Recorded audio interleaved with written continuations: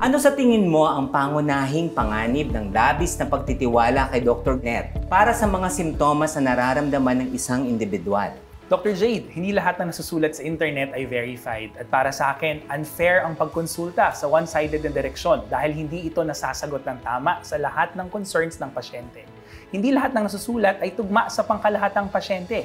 Ika nga natin, no two patients are alike. In your experience, Dr. James, paano nakakaapekto ang maling impormasyon mula sa internet sa pagpapasya ng mga pasyente tungkol sa kanilang kalusugan? Una, nauunahan sila ng takot minsan. Napapahamak sa mga mapagsamantalang nag-aalok na mabilisang lunas. At kung kailan mas malala na ang kondisyon, doon na lamang nakakapagkonsulta na mas marami ng mga komplikasyon. Correct, no? So I think it's a general behavior, no? Dr. James, if you would agree with me na, syempre pag mas maintriga yung information, no? So mas madaling makakamit ang paggaling, no? That is more attractive to a patient.